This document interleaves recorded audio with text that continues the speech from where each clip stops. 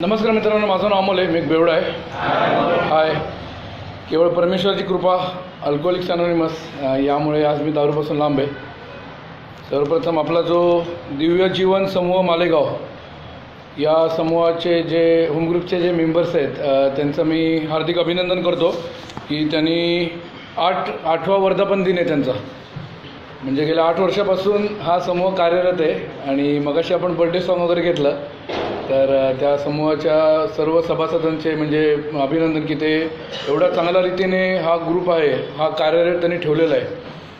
आणि मी त्यांना शुभेच्छा देतो आणि मी परमेश्वराकडे प्रार्थना करतो की अशा रीतीने त्यांनी येणाऱ्या वर्षातसुद्धा जे कोण इकडे पंचक्रोशीतील जे कोण मद्यपीडित असतील त्यांच्यापर्यंत जास्तीत जास्त पोचण्याचा प्रयत्न करावा. आणि त्यांनासुद्धा या आपल्या अलौकिक जी संस्था आहे आपली अल्कोहोलिक्स अनोनिमस याचा एक संदेश देऊन त्यांना इथे येण्यासाठी म्हणजे कसं येतील ते बघावं अशी मी परमेश्वरादेखील प्रार्थना करतो. आता मी मगाशी बघितलं की त्यांनी खूप चांगल्या रीतीने जे नवीन आलेले होते मेंबर्स तर त्यांना ते जे एक पॅम्पलेट आहे अल्कोहोलिक्स अनोनिमस आणि आपला मद्यपाश आजार ते देत होते. हे खूप म्हणजे सुंदर ते काम करत आहेत. तर म्हणजे असंच त्यांनी कंटिन्यू चालू ठेवावं. त्यांचे मी आभारसुद्धा मानतो की त्यांनी आज मला होम ग्रुपचे महत्त्व व त्यातील पदांची जबाबदारी हा एक विषय दिलेला आहे.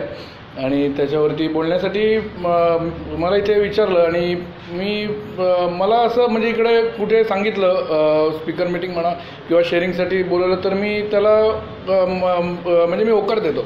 मी जास्त हे करत बसत नाही, विचार नाही करत बसत. कारण काय होतं की आपलं इथे असं काही जण म्हणतात की हा एक स्वार्थी प्रोग्राम आहे, स्वार्थी कार्यक्रम आहे. स्वार्थी म्हणजे थोडासा असं तो एक निगेटिव्ह असं वाटतं. स्वार्थी हा जो शब्द आहे तर आपल्या ठाण्यातलेच एक अभ्यासू सभासद आहे तर त्यांनी त्याला स्वहित म्हणजे स्वहिताचा कार्यक्रम आहे असं त्यांनी त्याचं थोडंसं नामकरण केलं आहे की मी याच्यामध्ये माझं हित काय आहे किंवा एवढं मी लांब आलो की याच्यापासून मला एक आध्यात्मिक ताकद मिळते. ज्या वेळेला मला असा कुठला विषय दिला जातो तर त्याचा एक थोडासा एक अभ्यास म्हणा किंवा मी स्वतःचं थोडंसं जरा एक आत्मपरीक्षण करतो की बाबा हे आता हा जो विषय दिलेला आहे त्यातील पदांची जबाबदारी आणि होम ग्रुपचे महत्त्व. तर माझा जो होम ग्रुप आहे तो नवजीवन समूह पिंपरी हा माझा होम ग्रुप आहे.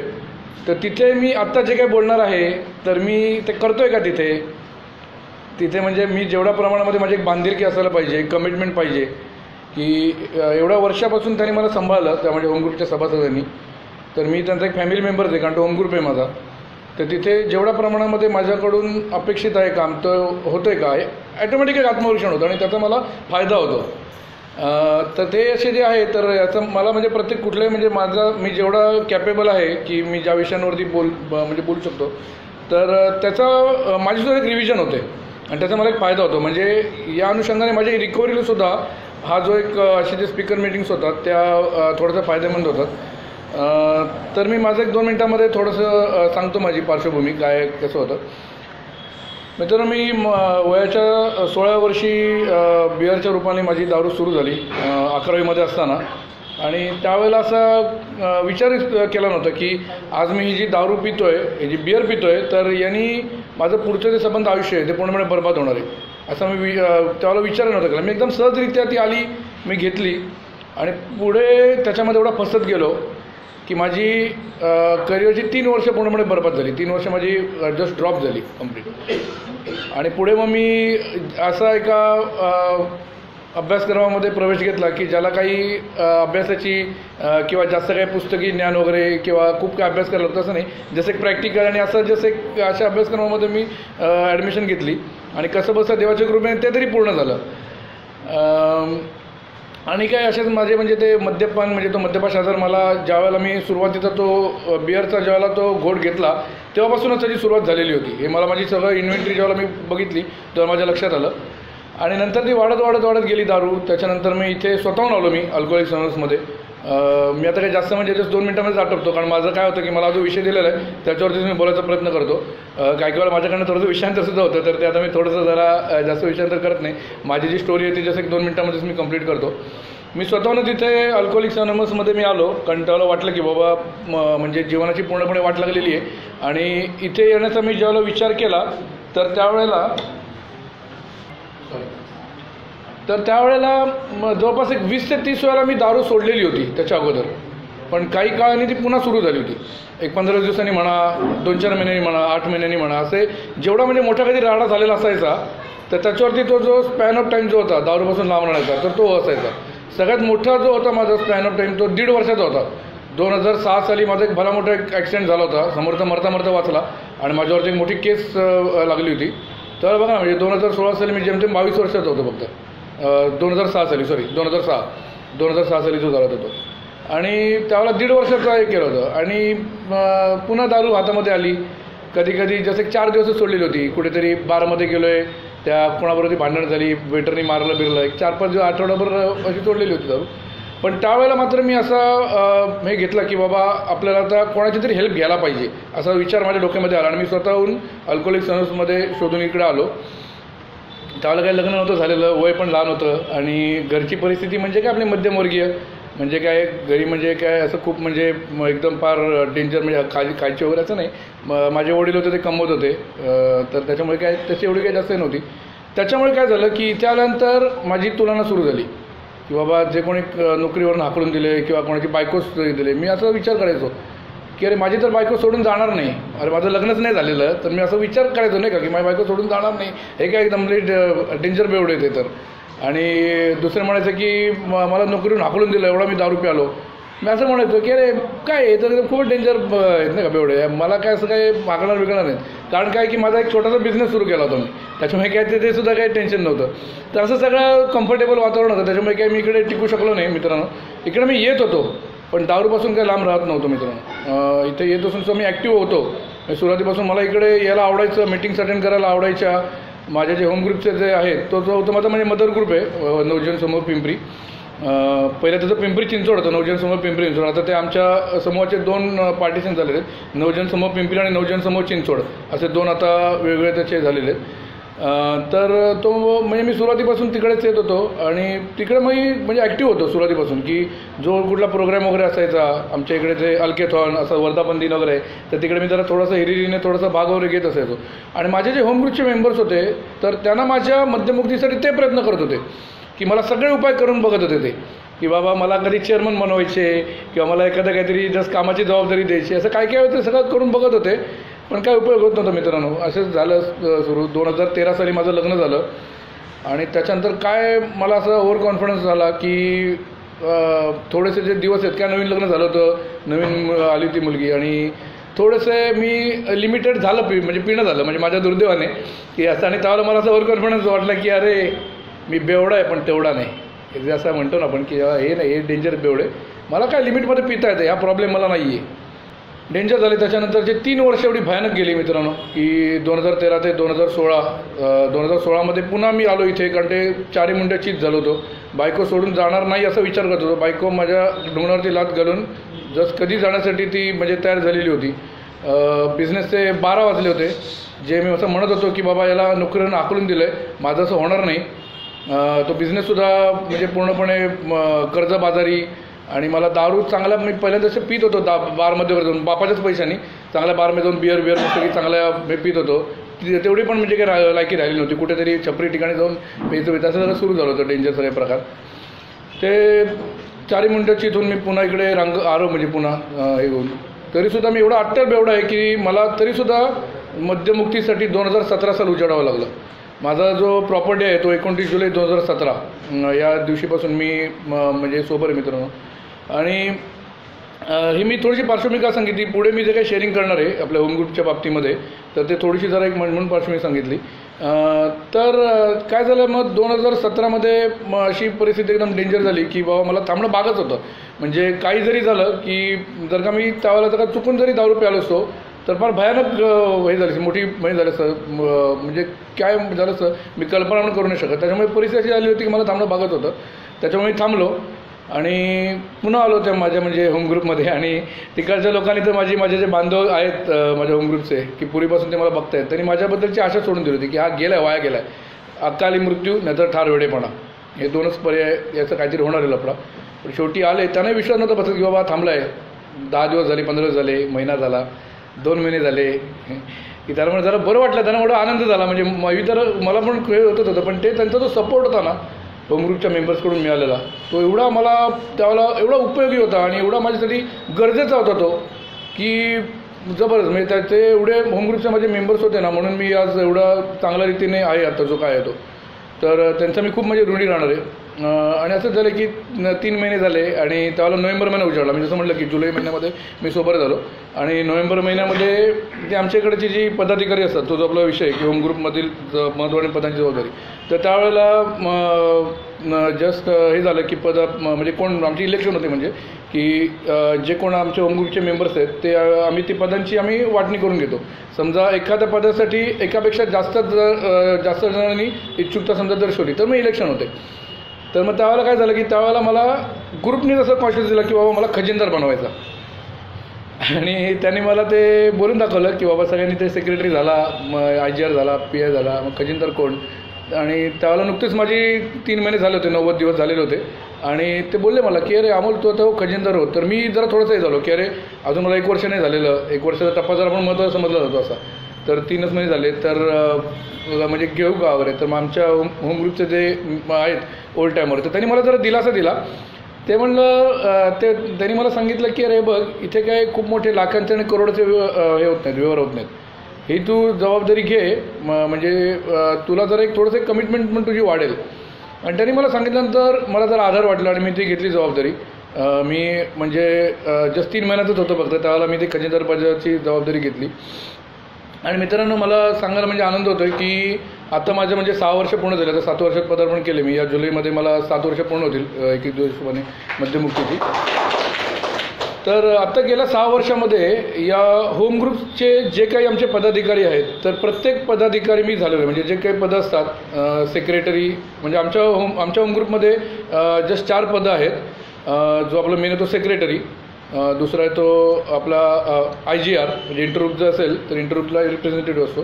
तिसरा म्हणजे PI चेअरमन म्हणजे पब्लिक इन्फॉर्मेशन जी असते, तर मग त्यांचा म्हणजे जनसंपर्क अधिकारी, तर ते सुद्धा पद 1 वर्षाचं घेतलेलं होतं. आणि आता नुकताच मी जे सेक्रेटरी जे आहे तर सेक्रेटरी पदावरून आत्ताच मी जस्ट नुकताच पायउतार झालो या नोव्हेंबरमध्ये. तर अशी 4ही पदांचं मला म्हणजे घेण्याची संधी मिळाली. तर आणि मी जसं म्हटलं की सुरुवातीपासून मी माझ्या त्या होम ग्रुपमध्ये ॲक्टिव्ह होतो, कारण मला वाटायचं बाबा की इकडे आपल्याला करायला पाहिजे. मी थोडासा इमोशनल आहे जरा की मला असं थोडंसं इथे जे आपल्याला आहे 5वी रूढी, त्याच्यासाठी मला खूप म्हणजे काम करायची इच्छा आहे. आणि सुरुवातीपासून मी करत होतो आणि ते माझ्या होम ग्रुपच्या सभासदांना माहिती होतं की बाबा याच्यामध्ये आहे, फक्त नाही होते याच्याकडून. पण शेवटी ते देवाच्या कृपेने आणि जो मला खरा जो उपाय आहे आपल्याला, याला उपाय आहे आपल्या बिगूमध्ये दिलेला आहे, तो एकच उपाय आहे फक्त, तो म्हणजे 12 पाऱ्याचा कार्यक्रम आपला. आता मगाशी ते गोपी भाऊंनी सांगितलं आपल्याला, तर तो मला मिळाला. एवढे वर्ष म्हणजे बहुतेक ते सुद्धा एक कारण असू शकतं की मी 7 वर्ष माझी जी पडझड चालू होती, हातभार चालू होतं, तो मला 12 पाऱ्याचा कार्यक्रम मी घेतलेला नव्हता. ते बिग बुक वगैरे ते नुसतं मी घेऊन ठेवलं होतं 2011 सालीच, पण ते नुसतं सतत कपाडामध्ये ठेवून दिलं होतं फक्त. ते सुरुवातीचं बिलचं आपली बिलची स्टोरी तेच फक्त थोडंसं 1-2 पानं वाचायची. जो पुढचं जे आहे मेन तर ते वाचलंच नव्हतं, तर ते पण असेल कारण बहुतेक. आणि अशा रीतीने म्हणजे तो 12 पाऱ्यांचा कार्यक्रम मिळाला आणि त्याच्यामुळे तो मी माझे स्पॉन्सरसुद्धा आहेत आणि त्यांच्या मार्गदर्शनाखाली माझं 12 पाऱ्यांचा कार्यक्रमसुद्धा मी म्हणजे डेली आचरणात आणण्याचा प्रयत्न करतो आहे.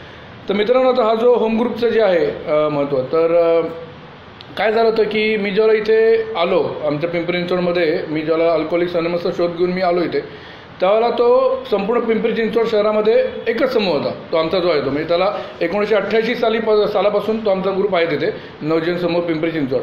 तर त्यावेळेला काय फक्त 2च मीटिंग्स होत होत्या फक्त, त्याच्यामुळे काय मला तोच ग्रुप घेणं भागत होतं. त्याच्यामुळे मी काय तो म्हणजे होम ग्रुप घेतलेलाच होता तो. आणि नंतर मी जेव्हा आलो 2016 साली, तर त्यावेळेला आमच्या पिंपरी चिंचवडमध्ये 5 ग्रुप झालेले होते वेगवेगळे. कारण की मध्ये तो 3 वर्षाचा मी आलोच नाही इकडे. मला त्यावेळेलासुद्धा 12 स्टेप करण्याचा प्रयत्न केला बऱ्याच जणांनी, पण मी काही त्यांना धूप नाही लावून दिली, मी काही आलो नाही माझ्याच याच्यामुळे, अहंकारामुळे, आणि त्याची परिणिती एकदम डेंजर झाली होती. पण काय झालं की त्या 3 वर्षामध्ये पुलाखालून बरंच पाणी वाहून गेलं होतं. आमच्या पिंपरी चिंचवडमध्ये 5 ग्रुप झाले आणि सुरुवातीला जे मी बघायचो ना मेंबर्स माझे काय मित्र, त्यांनी वेगवेगळ्या ग्रुप्समध्ये गेलेले होते ते. आणि काय झालं की नंतर मला जसं 1-2 महिने झाले, 3 महिने झाले, 4 महिने, आणि मी काय माझा तो होम ग्रुप होता सुरुवातीपासून. तिकडे मी एक स्पॉन्सरसुद्धा नुसतं नावाला घेतलेला होता सुरुवातीलाच, त्यांच्याकडनं मार्गदर्शन काय नव्हतं, नुसतं एक नावाला नाही का. म्हणजे मी प्रत्येक याच्यामध्ये असं काही वेळेला सांगतो ते की लग्न झालेल्या ज्या बायका ज्या असतात त्या कसं गळ्यामध्ये मंगळसूत्र घातलेलं असतं त्यांनी, की बाबा ते लग्न झालेलं असं कसं मस्त नाही का एखाद्या बघितल्यानंतर. तर तेवढं फक्त मी ते गळ्यामध्ये मंगळसूत्र बांधतात तसं मी तसं स्पॉन्सर फक्त नावाला ठेवलेला होता की बाबा आहे. म्हणजे कोणी विचारलं बाबा काय रे अमोल स्पॉन्सर घेतला आहे का, ते म्हणत हो घेतला आहे तर नाही का. मग काय पुढे काय म्हणजे घेतलं आहे पण मग त्याला म्हणजे ॲक्च्युली मला फोन करायला पाहिजे किंवा मला त्याच्याकडे करायला पाहिजे असं सगळं ते होतं. पण त्या स्पॉन्सरचे म्हणजे पहिले माझे स्पॉन्सर आहेत ते माझ्या होम ग्रुपचेच होते. आणि मी इकडे आल्यानंतर मात्र काय झालं की मी बघितले सगळे माझे मित्रांनी वेगवेगळ्या ग्रुप्समध्ये वगैरे आहेत सगळेजणं. आणि मला असं ते थोडंसं जरा प्रेशर टाकायला लागले की बाबा आमचा अरे मी आता त्यांचं नाव नाही घेणार मी आमच्या बाकीच्या ग्रुपमधले. पण त्यांनी तसं मला असं सांगितलं होतं की अरे नवजन समोर काय तिकडे सगळा तो ओल्ड टायमर्सचा ग्रुप आहे सगळे तिकडे म्हातारे झालेली लोक आहेत. तो कशाला तिकडे जातो बघ जरा काय आहे तू जरा बघ जरा इकडे सगळेजण नवीन आपली न्यू जनरेशन आहे. तर मला जर थोडंसं जरा झालं होतं. पण त्या बाबतीत मी विचार केला जरा थोडंसं की माझी जी सद्सद्विवेक बुद्धी आहे ती वापरून की बाबा हा माझा होम ग्रुप आहे, हे माझं म्हणजे दुसरी एक फॅमिली आहे ती की एवढे वर्ष त्यांनी मला सांभाळलं यार. मी एवढी माझी 7 वर्ष इथे मी म्हणजे हे करत होतो तर त्यांनी मला एवढ्या पडताना त्यांनी एवढ्या वेळा मला सांभाळायचा प्रयत्न केला आहे. तर आता मी त्यांना अशा म्हणजे आता आपल्या होम ग्रुपमध्ये कमी सभासद आहेत समजा तर मी आता त्यांना सोडून जाणं बरोबर आहे का हे मी मनाचा विचार केला. आणि आत्ता तो आवाज आला की बाबा नाही हे तुझं काय तू घर मानतो नाही आला तर तू हे घर सोडून जाऊ नकोस. आणि मी तिथे थांबलो. नंतर मग काय झालं की नंतर दुसऱ्या तिसऱ्या वर्षी माझे जे पहिले स्पॉन्सर होते तर त्यांनासुद्धा मला ते सोडून मला दुसरे स्पॉन्सर घ्यायला लागले. तरी दुसरे स्पॉन्सरसुद्धा आमच्या पिंपरी चिंचवडच्याच ग्रुपमधले तर ते सुद्धा दुसऱ्या ग्रुपमध्ये होते. त्यावेळेस मला असं थोडंसं वाटलं की अरे हे दुसऱ्या ग्रुपमध्ये तिकडे मस्त की लिटरेचर मीटिंग 12 कार्यक्रमावरती जास्त बोललं वगैरे जातं तर तिकडे जावं का असं मला थोडंसं एक होत होतं मला की थोडंसं इमोशनल म्हणा किंवा असं. पण त्यावेळेला त्याच्यामध्ये इमोशनल आणि प्रॅक्टिकल याच्यामधला मी थोडासा बॅलन्स ठेवून जो माझा होम ग्रुप आहे पूर्वीपासूनचा तिथेच मी तो कंटिन्यू केला. याच्यामध्ये काय आहे की हे जे पुस्तक आहे हे समूह आम्ही ते मुद्दाहून इकडे ते दाखवायला आणलं आहे. इकडे आता बाहेर विकायलासुद्धा आहे म्हणजे मी आता बघितलं ते मगाशी. तर ज्याने घेतलेलं नसेल तर त्यांनी कृपया हे पुस्तक घ्या. याच्यामध्ये सर्व इत्थंभूत माहिती दिलेली आहे की हे समूह म्हणजे काय, तो कसा चालवला जातो, कुठली कुठली पदं आहेत, त्याच्यामध्ये कुठल्या कुठल्या पदांचं आपण हे करू म्हणजे काय काय तिकडे जबाबदारी आहेत वगैरे सगळं एकदम व्यवस्थितरित्या दिलेलं आहे. तर या पुस्तकाचा मला सुद्धा खूप म्हणजे फायदा झाला. तर याच्यामध्ये बघा याच्यामध्ये ना पान नंबर 18 होम ग्रुप संदर्भात व्यवस्थित त्यांनी दिलेलं आहे की एच्या वर्षानुवर्षाच्या परंपरेत बहुतेक सर्व ए सदस्यांना एखाद्या समूहाचा घटक बनणे हे महत्त्वाचे वाटले. ज्या समूहाला ते स्वतःचा समूह असे म्हणू लागले. काय होतं की आपण बघतो असे नवागत येतं जेवायला मी सुद्धा जेवायला पुन्हा आलो तर नाही का नवागत बनवूनच आलो होतो इकडे. तर त्या काय होतं की ज्यावेळेला मी म्हणजे मला स्वतःचं सांगतो म्हणजे एक्झाम्पल माझं स्वतःचा अनुभव की ज्यावेळेला मी पुन्हा इथे आलो त्यावेळेला माझं म्हणणं कोणीच ऐकून घेत नव्हतं बाहेर. सगळ्यांनी मला जस्ट हे केलं होतं म्हणजे नाही का राज करून त्यांनी जस्ट हे केलं तडीपार केलं होतं वाईट टाकलं होतं. सगळ्या माझ्या मित्रपरिवाराने म्हणा फॅमिलीमधले पण कोणी काय ऐकत नव्हते काय नाही. आणि इथे मात्र आल्यानंतर तो पुरावर माझा तोच चालत आलेला ग्रुप होता. त्याच्यामुळे इथे मला जरा थोडंसं माझं जे मी बोलतो आहे ते ऐकणारे तरी हे होते माझे बांधव होते. म्हणजे मला व्यक्त व्हायला हे एक दिवस व्यासपीठ होतं माझ्यासाठी. आणि दर महिन्याच्या काही बिझनेस मीटिंग व्हायच्या तर तिथे मी माझे मुद्दे ते मांडू शकायचं असायचो. हा जो आहे ना हा एक महत्त्वाचा अधिकार मिळतो आपल्याला की जे कोण आपल्याला होम ग्रुपचे सभासद तुम्ही घेतलेत आपल्याला असं वाटतं मनापासून मनाच्या मनात की यार आपलं अल्कोहोलिझम असं व्हायला पाहिजे अशा रीतीने असं व्हायला पाहिजे असं आपण मनातून विचार करत असतो. पण ते कुठे मांडणार कुठे तुम्ही. तर होम ग्रुपची जी बिझनेस मीटिंग आहे तिथे तुम्हाला तुमच्या ज्या भावना तुम्ही व्यक्त करू शकता. आणि आपल्या पूर्ण अल्कोहोलिक्स अनॉनिमसचं जे स्ट्रक्चर आहे त्याच्यामध्ये होम ग्रुप जो आहे आपला होम ग्रुप म्हणा किंवा कुठला जो याचा जो समूह आहे तर तो सर्वोच्च स्थानी आहे. आपल्याकडे उलटं आहे सगळं स्ट्रक्चर. आपल्याकडे GSO इंटरग्रुप किंवा डिस्ट्रिक्ट कमिटी हे नाही आहेत, हे सर्वोच्च स्थानी नाही आहेत. याचा समूह जो आहे तो सर्वोच्च स्थानी आहे. आपला जो त्रिकोण तो उलटा आहे. GSO सगळ्यात खालच्या बाजूला आहे. जे काय जे निर्णय ठरवले जातात ना ते आपल्या समूहामध्ये होतात. तर तुम्हाला जे काय वाटत असेल ना तुम्हाला की बाबा GSOने असं व्हायला पाहिजे किंवा असं करायला पाहिजे काही तर ते तुम्ही तुमच्या बिझनेस मीटिंगमध्ये तो मुद्दा मांडू शकता आणि तो तुम्ही डेलिगेट मार्फत ट्रस्टीच्या मार्फत GSOपर्यंत सुद्धा पोहोचू शकता तुम्ही. तर हे जे बिझनेस मीटिंगमध्ये तुम्हाला एक जसं एक व्यक्त होण्याचं एक साधन मिळतं. आणि तसंच झालं की ज्यावेळेला आता म्हणजे काय होतं मी एकदम जसं बाळ होतं तर ते मी काही तिकडे बोलायचो काही हट्टा करायचो. आणि काय माझी फॅमिली ती होम ग्रुप म्हणजे बांधव आपण कोणा भाऊ म्हणतो तर तसे ते मला समजून घेत होते. आणि मला ते एक थोडंसं एक दिलासादायक वाटत होतं की यार आहे यार इथे. आणि मग पुढे जसजशी माझी वर्ष वाढत गेली पहिलं वर्ष दुसरं वर्ष तिसरं वर्ष तर त्यावेळेला माझ्या मागण्या व्हायला लागल्या की नाही असंच व्हायला पाहिजे. मग एक आपली फॅमिली आहे, फॅमिलीमधले आपले जे आई वडील असतात किंवा आपले भाऊ असं मोठा भाऊ ते आपल्याला रागवतात सुद्धा. तर तसेच माझ्यावरती रागवले सुद्धा काही जे माझे भाऊ होते, माझ्या मेंबर्स, जे आपल्या होम ग्रुपचे मेंबर्स. पण मला त्यावेळेला कुठे असं दुःखी वाटलं नाही किंवा त्यांचा राग आला नाही, कारण त्यांनी मला एवढं वर्ष सांभाळलेलं होतं. आणि जर का मी कुठे चुकीचं असेल किंवा काय, तर त्यांना ओरडण्याचा मला किंवा माझं जे विधान आहे ते खोडण्याचा त्यांना हक्कसुद्धा होता. तर अशा रीतीने पुढची सगळी ती वाटचाल सुरू झाली. आणि सगळ्यात महत्त्वाची जी आहे की बांधिलकी जी आहे, ती कमिटमेंट आपली आहे पूर्ण अल्कोहोलिक्स अनोनमसमध्ये. मी आता प्रत्येक ठिकाणी जातो तर त्या ठिकाणी मस्त एकदम चांगले चांगले कार्यक्रम होत असतात. जसं याचे इकडे तर आपल्या बिझनेस मीटिंगमध्ये आपण हे जे काय असे असतात काही आपल्या नवीन संकल्पना असतील किंवा काय, तर ती आपण त्याची मांडणी करू शकतो. आता आपलं ते मगाशी स्पॉन्सरशिपवरनं बरंच म्हणजे काय काय चालू होतं, म्हणजे स्पॉन्सरशिपचा विषय चालू होता. आणि आपलं मगाशी सुद्धा आता गोपी भाऊनी ते सांगितलं.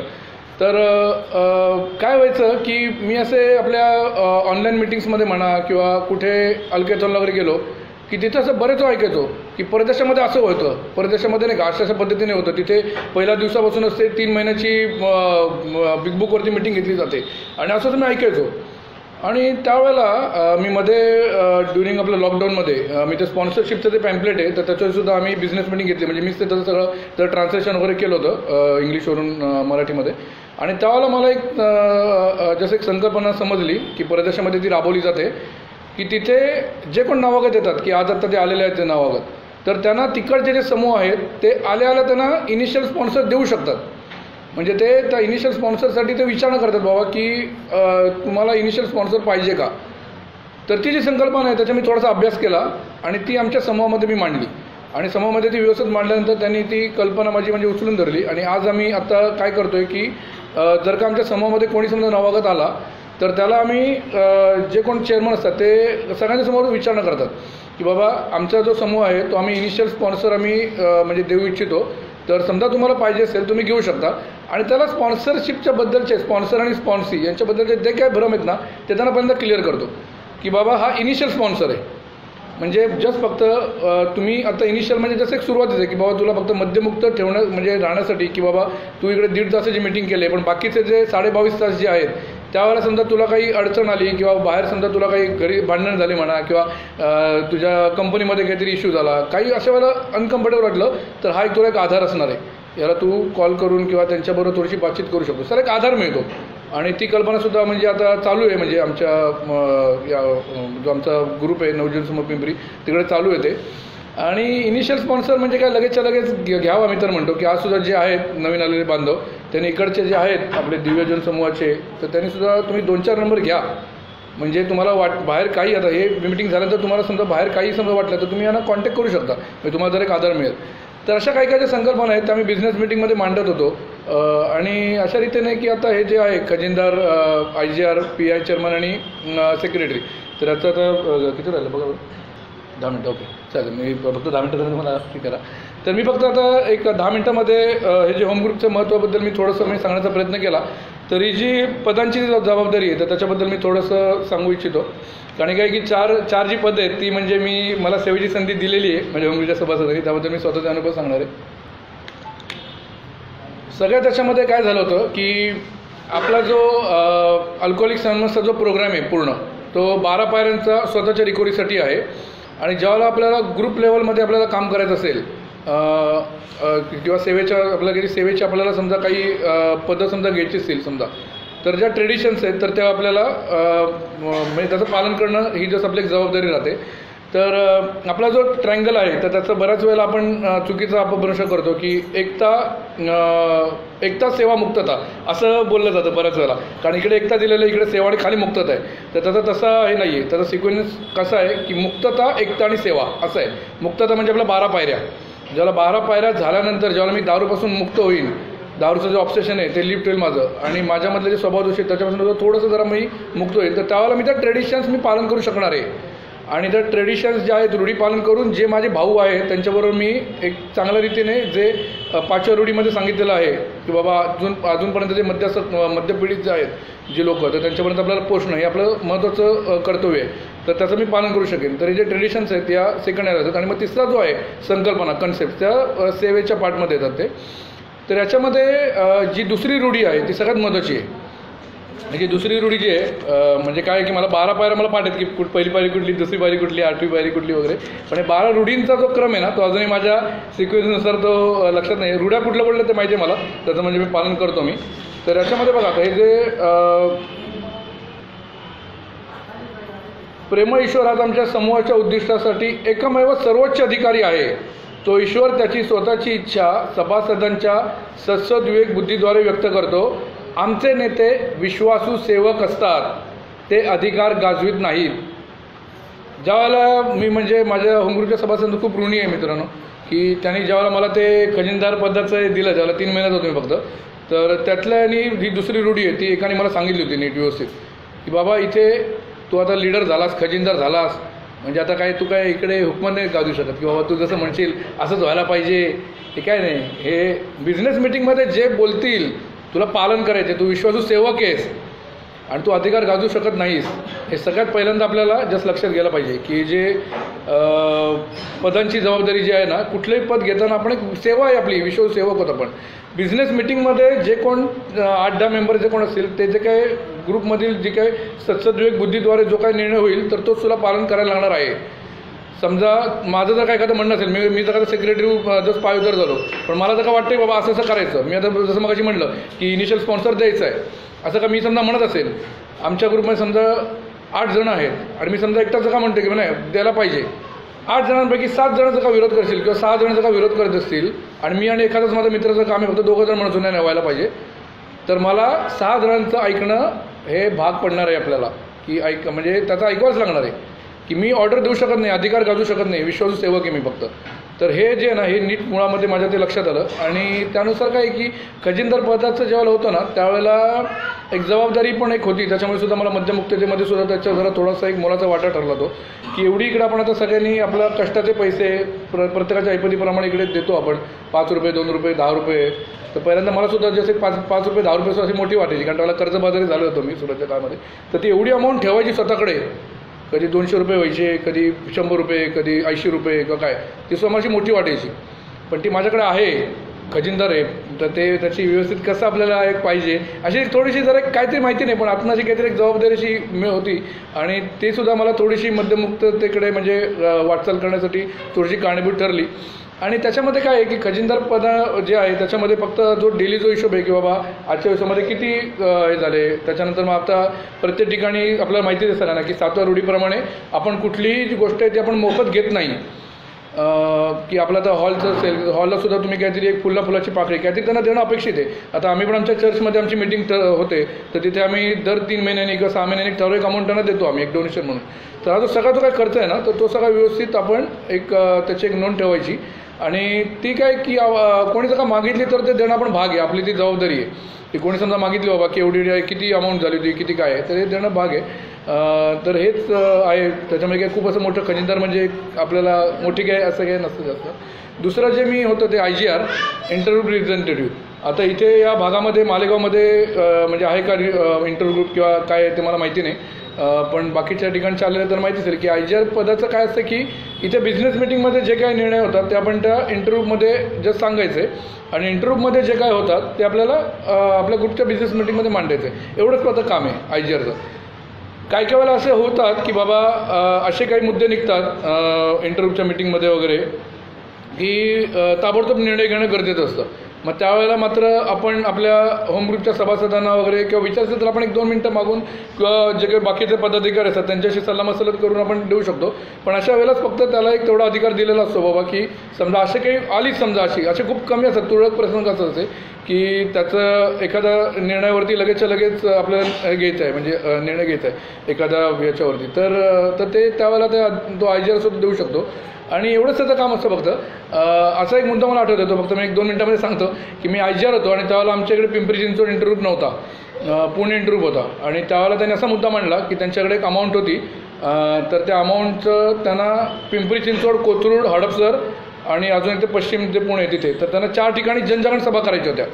तर त्यांनी सगळ्यांसमोर मुद्दा मांडला की आम्हाला अशी जनजागरण सभा करायची आहे, तर कोणाला गेला आवडेल. तर मी सगळ्यात पहिल्यांदा हातवरती केला मी इकडे नवजन समाजाचा आहे आयजर, तर आम्हाला आमच्या पिंपरी चिंचवड एरियामध्ये आम्हाला घ्यायची आहे आणि मी ते तेवढी सक्सेस बुद्धी नाही का, तेवढं एक मी जास्त त्याचा हे केला आणि ती देवाच्या कृपेने आमच्या इकडे ती घेण्याची संधी मिळाली आम्हाला जनजागरण सभा. तर असं जे काही प्रसंग असतात त्याच्यावर ते आयजीआर त्यांचं मत व्यक्त करू शकतात on behalf of our group. त्याच्यानंतरचं जे आहे ते PI चेअरमन. तर PI चेअरमन याच्याबद्दल सुद्धा मी 1-2 मिनटं सांगतो की त्याच्यामध्ये काय असतं की चेअरमन, मी पुन्हा तेच आलं दुसऱ्या रूढीप्रमाणे की चेअरमन म्हणजे की मी काय त्याचा चेअरमन किंवा माझा काय मालकी हक्क नसणार आहे की पब्लिक इन्फॉर्मेशन जी आहे तर त्याच्यामध्ये आपण सगळ्या ग्रुपच्या जे आहेत आपले होम ग्रुपचे मेंबर, तर त्यांच्या म्हणजे त्यांचं सहाय्य घेऊन आपण कसं आहे PIचं जे काम आहे ते आपण करू शकतो जास्तीत जास्त चांगल्या रीतीने. तर ते करणं अभिप्रेत आहे आणि सगळे जे पण आहेत त्या होम ग्रुपचे मेंबर किंवा जे कोण आहेत तर ते जसं म्हटलं तसं आपल्याला करायला लागतं. याच्यामध्ये काय आहे की आपली 9वी रूढी एक आहे की आपण सेवा समित्या उघडू शकतो, कमिटीज म्हणजे म्हणतात समित्या. तर ते मात्र मी केलं होतं की जसं मी म्हटलं की ते स्पॉन्सर जसं म्हटलं ते की मी असा विचार करत होतो की अरे इकडे PI कमिटी असते, इंटरग्रुपला असते, GSOला असते, मग आपल्याला ग्रुपमध्ये पण पाहिजे. मग मी ते सगळं जे सर्व्हिसमध्ये आहेत म्हणजे ज्यांनी GSO लेवलवरती वगैरे काम केलेलं आहे त्यांच्यावर मी थोडंसं डिस्कशन केलं आणि आमच्या ग्रुपमध्ये मी प्रस्ताव मांडला की आमच्या ग्रुपमध्ये काय म्हणजे जवळपास 20-25 जणं होती, पण सगळेजण ते PIच्या कामासाठी इच्छुक नव्हते की बाबा जे कोण होते की मी असं विचारणा केली की बाबा आपल्याला दर आठवड्याला मिटिंग घ्यायला लागेल PI मिटिंग आणि आपल्याला PI कमिटी आपण बनवूया. तर त्यालासुद्धा परिसर मिळाला. त्याला का म्हणजे खूप असे नाही आले मेंबर, जसे 4 मेंबर्स आले ते फक्त आणि मी 5वा, 4 मेंबर आणि मी 5वा, पण आम्ही ती PI कमिटी फॉर्म केली आणि त्या अनुषंगाने सुद्धा काम केलं माहिती आलं. 1 वर्षामध्ये आम्ही सर्वात महत्त्वाचं म्हणजे जे रिहॅब सेंटर्स होते तर तिकडे जाऊन आम्ही मिटिंग्स घ्यायला लागलो की जेणेकरून तिकडे आपले मध्यपीडित बांधव आलेले असतात त्यांना आपण ट्रिकला पण संदेश देऊ शकतो. त्यानंतर वेगळ्या ठिकाणी म्हणजे आमच्याकडे स्वामी समर्थ जयंती होती तर तिथे आम्ही हे केला, महाशिवरात्रीला आम्ही स्टॉल लावला होता. अशी आम्ही कामं करत होतो. आता वेळ अपुरा आहे त्याच्यामुळे मी खूप काही सांगणार नाही. त्यानंतर सगळ्यात शेवटचे होते सेक्रेटरी. तर सेक्रेटरी म्हणजे काय सचिव, ते मला त्यावर सुद्धा असं वाटलं होतं की जी स्वतःची इच्छा असते नाही का ती कितीतरी झाली तर नाही का डोकंवरती काढतात की सेक्रेटरी म्हणजे नाही का मेन बॉस पूर्ण या कमिटीमधला, असंच वाटलं होतं. पण ते पुन्हा जरा ते थोडंसं मी खाली आलं म्हणजे की बाबा की काय मेन बॉस वगैरे असं काय नसतं. सेक्रेटरी म्हणजे काय असतं की ज्याला आपण म्हणतो की कमी तिथे आम्ही, की एखाद्या वेळेला बाबा चेअरमन आला नाही वेळेवरती किंवा जे काही आता इकडे मेंबर्स आहेत त्यांचे सगळे जे काही प्रॉपर्टीची लिस्ट म्हणा किंवा जे कोण आपले जे संपादक असतात किंवा त्यांना काही कुठली सांगायची असेल न्यूज वगैरे, अशा सगळ्या पद्धतीची कामं जी आहेत ते तो सेक्रेटरी करतो. आणि सेक्रेटरी सगळ्यात मोठी जबाबदारी असते की एखादा काही भांडणाचा प्रसंग आला किंवा काहीतरी असं काही हे झालं, काहीतरी थोडंसं वादाचे प्रसंग आले किंवा काय, तर त्यावेळेला सेक्रेटरीने पुढे येऊन ती जबाबदारी घेऊन त्याच्यावरती काही मार्ग काढणं अपेक्षित असतं.